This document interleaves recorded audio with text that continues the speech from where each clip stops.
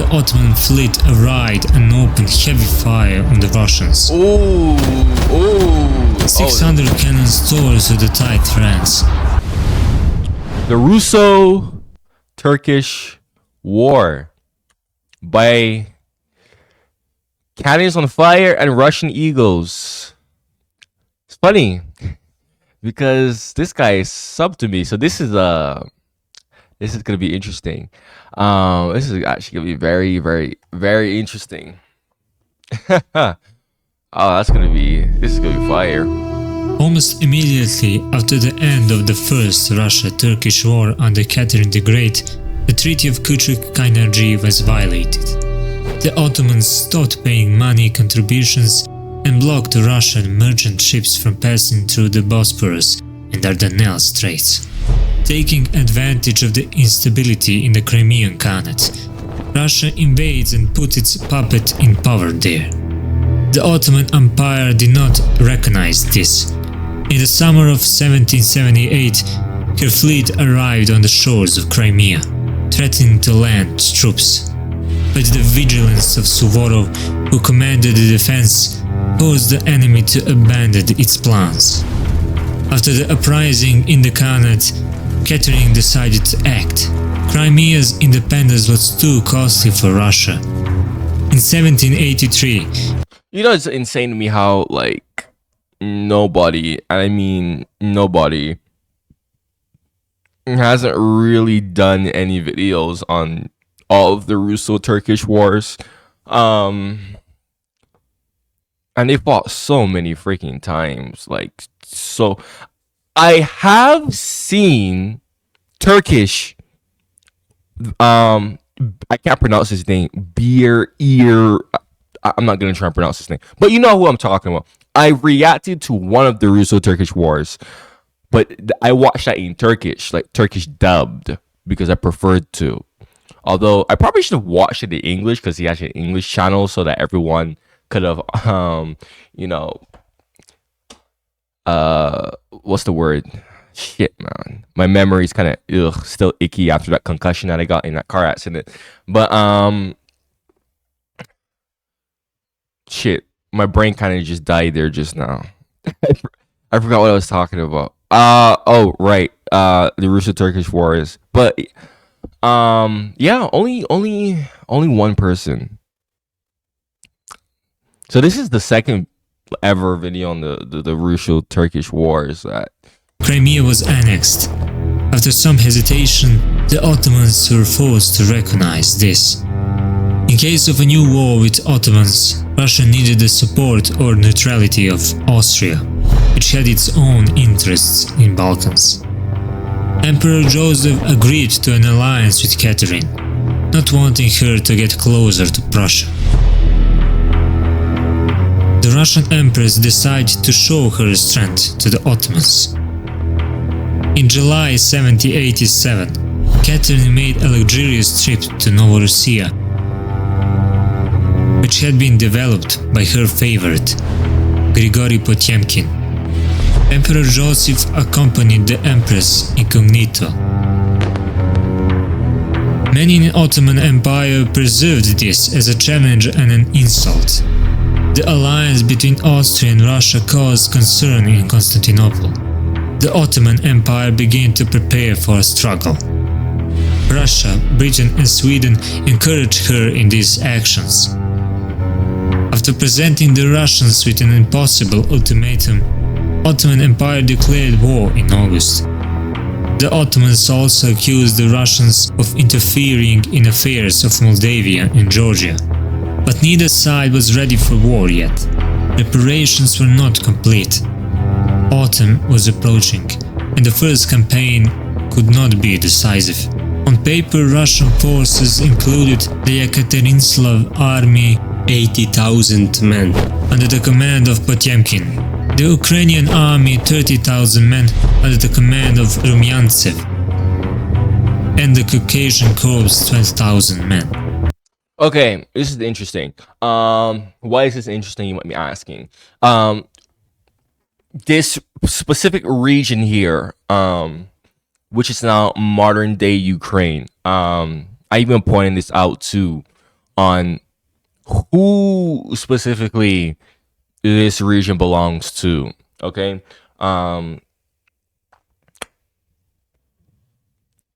This you could honestly say that the Turks have more of a claim to like this southern region, Crimea, everything like down here to the east of the Dnipro River, right?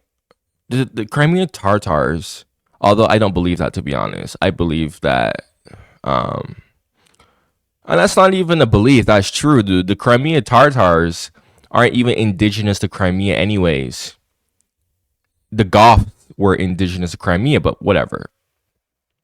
But the reason why I'm bringing this up and I'm highlighting this is, a lot of people really don't seem to can't really grasp the idea. I mean, this is 1787, people. 1787. No sense of any like Ukraine nationality at all.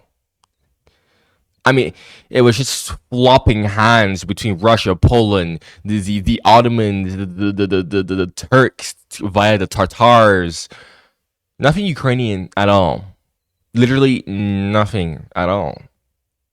Oh, but then all of a suddenly, like in the 20th century, the Bolsheviks went and just freaking, create this thing, and now everyone is like, oh yes, yes, yes, yes, yes. These people were always Ukrainian. Like what? Oh my god! I mean, that's just hilarious to me. That's so hilarious to me. Oh god! I mean, seriously, how that sounds so absurd because it is absurd. Oh my god, dude. I mean that's a whole different video. Don't get me wrong, but I just want to point this out because I have so many people who like to argue with me about this too. By the way, they like to argue with me so much. A lot of you guys who are constantly watching my videos always like to argue with me about this whole Ukraine identity. This um just anything regarding like Ukraine in general. This is why I'm pointing this out. This is why. Anyways, Part of the Black Sea Fleet was stationed at the newly built Sevastopol. The rest of the ships were near Kherson. The Ukrainian army guarded the western borders and defended Poland from Turkish invasion. The Yekaterinslav army was preparing to advance through the powerful enemy stronghold of okay, and you guys might be saying, "Oh, but he's saying Ukrainian army." I know what he means by Ukrainian army. He means the frontier army. Okay, he's not saying Ukraine like the modern nationality of no. He just means the frontier army. But because I know someone's gonna say that in the comments. Krakow to join forces with its Austrian allies. An Ottoman army of 60,000 men gathered near Adrianople. The rest of the troops were preparing to land on Russian soil. The Russian troops were weakened and suffered from a lack of food. There were no pontoons or siege equipment.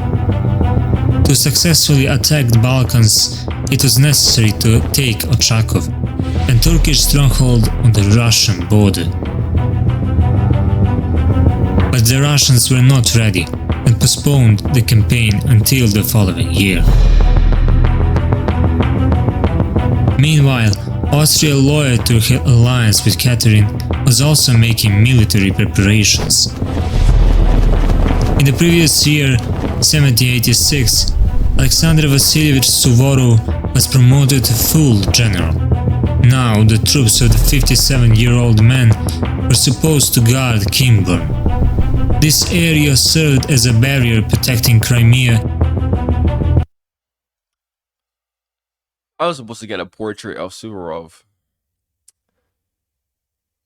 I was supposed to get a portrait of him. Guys, I have a bunch of portraits, bunch of Russian historical portraits across this room.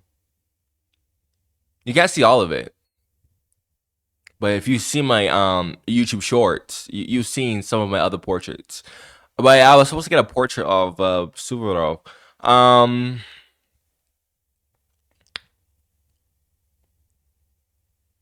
I don't know. I was supposed to get another portrait to display all my videos, but I was debating who specific. I don't know.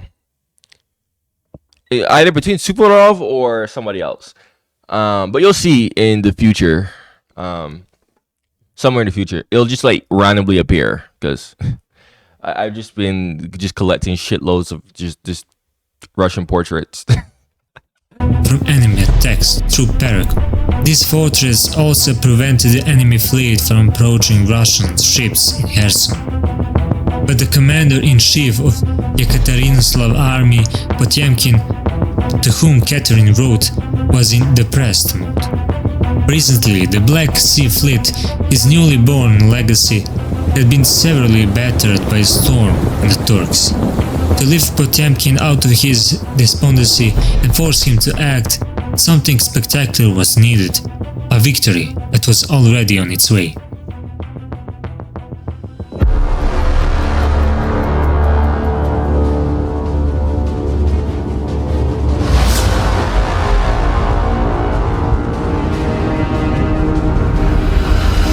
The Ottomans attempted to attack Kinburn in August, but failed. Suvorov tirelessly engaged in military preparations, traveling back and forth between Kherson and Kinburn. He gave instructions, observed the Ottoman fleet and built fortifications. Major General von Reck was entrusted with the defense of the fortress. On September 28 and 26, the Ottomans attempted to land near Kinburn, but were repelled again. The enemy force bombarded the fort relentlessly. Ay ay ay! Holy shit! We got a 18th century D-Day landing. What the heck? The defenders fired back and managed to blow up one battleship. A Russian galley under the command of Lieutenant Lombard arrived as reinforcements, acted very boldly and inflicted heavy damage on the Ottomans. Suvorov forced out... Holy shit. Hold on a second. So, this is... Oh my god. I didn't realize how close they were. Bro. So this is the Ottoman side? Oh, and this is the Russian side. Oh my god. Enemy landing. Oh, that's mad. He arrived in Kinburn. He gathered all available forces closer to the fortress. In front of the fortress was a long, narrow strip of land. The fortress itself was rather weak, but at least the narrowness of the battlefield would not allow the enemy of their numerical superiority. The Russians built several batteries in front of Kinburn. On October 11th, the bombardment of Kinburn intensified. Oh, here we go. Under this covering fire, the Ottomans landed on the tip of the spit early in the morning, October 11th. Alright. At the time, Suvorov was in church with his officers for a holiday celebration. A small force attempted to land east of the fortress.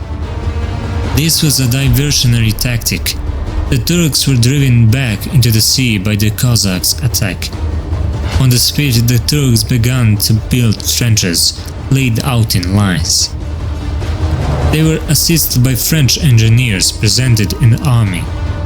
Most of the Ottoman army consisted of Janissaries, its best warriors. Suvorov allowed the enemy to land unhindered in order to then crush them with a single blow. Ottoman ships... Okay, yeah, that's actually a smart idea. Because where are they supposed to go? I mean, you're in such an advantageous position. Now, had the Ottomans tried to land on both sides and pulled it off, then I would be like, yeah, you're cooked. But they didn't do that. In fact, actually, the Ottoman position is actually horrible. So you don't really need to panic at this at all, honestly. Ships quickly sailed back and forth, landing soldiers. Soon, about 5,000 Janissaries gathered at the tip. They were opposed by only 1,500 infantry and a small number of cavalry. However, they are defending. They're defending. So those odds, when you're the attacker, you have to outnumber the enemy 3-1. Now I'm pretty shit at math, but well, I think it's 3-1, right? 1,500. It's almost 3-1. Okay, so the Ottomans do have a slight advantage. Reinforcements that arrived later would bring Suvorov's army to about 4,000 men. Yeah, you know, they're cooked, bro. Yeah, no. Yeah. Oh, that's... Yeah, never mind. Never mind. But for now, I take back the Russians were outnumbered and preparing to repel the attack. Barely outnumbered, and plus they're defending. That's gonna end awful.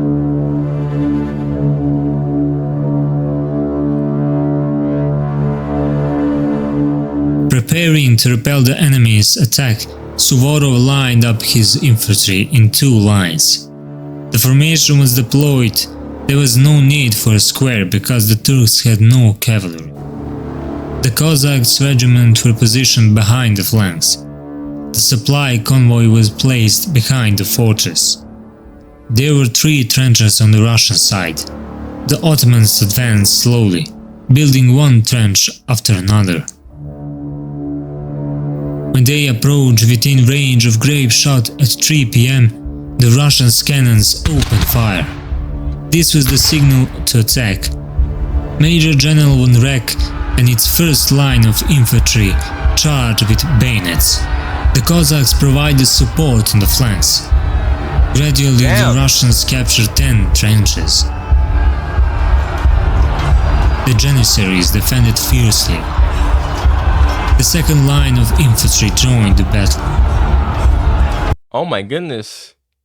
They folded instantly. At this time, the Ottoman fleet arrived and opened heavy fire on the Russians. Ooh. 600 cannons tore through the tight ranks. Oh, what the heck? 600 cannons. What? Russian losses grew. Reck himself was seriously wounded. The soldiers temporarily lost their high command. The Ottomans were receiving reinforcements, taking advantage of the situation. The Janissaries launched a counterattack and captured several cannons. Suvorov was now forced to use his reserves to stabilize the situation. The commander-in-chief was at the forefront of his army. Suddenly, his horse was killed beneath him, but he remained at command. The Russians pushed back the Ottomans slightly, capturing several trenches. Meanwhile, at sea, Lombard engaged the enemy. Some Ottoman ships were forced to move away from the shore, but the remaining cannons continued to fire. During this artillery duel, Russian guns in and around the fortress were able to sink several enemy ships. The battle continues with varying success. Troops They got aimbot on Kinburn. are confused and chaos. Ottoman fleet sometimes stops firing, not knowing where the enemy is. Suvorov was wounded in the side by a grape shot, but gradually the Janissaries managed to drive the Russians out of all the trenches. The army retreated to the fortress. It was beginning to get dark. At that moment, Russian reinforcements finally arrived. Without wasting any time, they rushed straight into battle. The entire army was on the move and advancing. The Janissaries fought bravely, but the Russians' way was unstoppable. At that moment, Suvorov was wounded a second time by a bullet in his left arm. The bullet went right through him. The loss of blood weakened him, and he briefly lost concussions. Oh my The Cossacks god. immediately bandaged him up. Ooh, went right through him. Shit. As night fell, the last reinforcements arrived to the Russians. This was the final nail in the coffin. The Ottomans were pushed back to the very end of the spit. Panic spread. The Ottomans, looking for escape, threw into the sea. Many drowned. Only a few managed to reach Ochakov. The Russian cavalry completed the total defeat of the enemy and returned the captured cannons. The Russians lost about 440 men killed and wounded. The Ottomans' losses were about 4,500 men. The Russians captured 14 enemy Honestly, that was a horrible location for the Ottomans to land there. Why did they choose that location? I am still trying to figure that out. banners. For a long time after, the waves were the Turks' corpses ashore near Ochakov.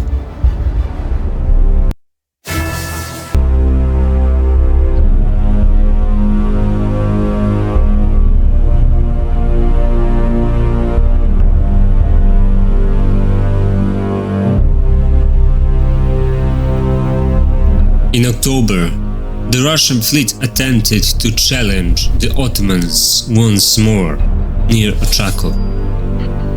The attack failed, but the earlier defeat at Kinburn had already shaken Ottoman confidence. Their ships soon withdrew to Varna, leaving the northern Black Sea exposed. In Constantinople, the atmosphere was uncertain. The loss at Kinburn had undermined morale and raised doubts about the empire's strength. In St. Petersburg, however, the mood was entirely different. The victory was hailed as a triumph, and Suvorov's name was celebrated across Russia. Despite being seriously wounded in the fighting, he was eventually awarded the empire's highest order. Through the What a G, bro. long winter that followed, the Russian army made camp along the steppe. Suvorov, still recovering, worked tirelessly to reinforce Kinburn's defenses. Holy, bro. I still cannot. Like, went right through him. Bro, how the hell do you even recover from that? How the hell does your body recover from that? That's absolutely mad to me. Like, what the heck? Determined to secure the fortress against renewed attacks, his preparations ensured that this remote outpost would remain in Russian hands. The victory at Kinburn boosted the morale of the Russian army and secured Russia's position on the Black Sea,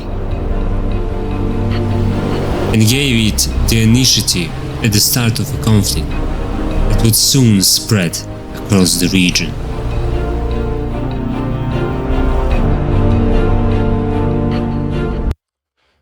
Excellent video. Excellent video. Russian Eagles. Honestly, I mean, I always wondered, like, freaking why you never posted any more videos on your channel, because I watched a few of his videos. For those of you who don't know, this guy watches my reactions. He's been watching me for a long time, actually. Quite a while. He's low-key like an OG. But I always wondered, like, why he just never really posted a lot more. Funny, because I was thinking about that recently. I was like, where did he go? Like, he makes really good stuff. I guess I know now. That would explain it.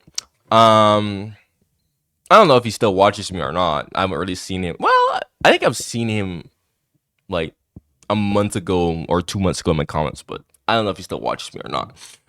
Anyways, if you like this reaction, excellent video. Russian Eagles, if you're watching this, excellent video.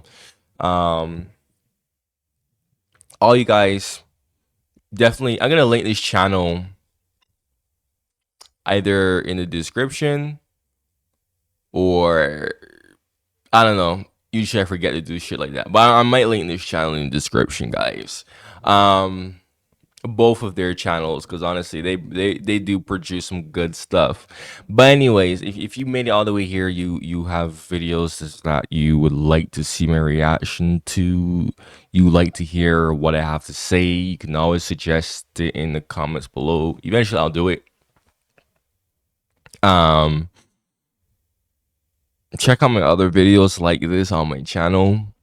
Definitely. Anywho, make sure to like and subscribe if you're new. I'm gonna go and continue to practice my Russian because, like I said, I literally have been doing that in the background of my videos a lot. So if you've been watching me, you know that. Yeah. So, anyways, goodbye.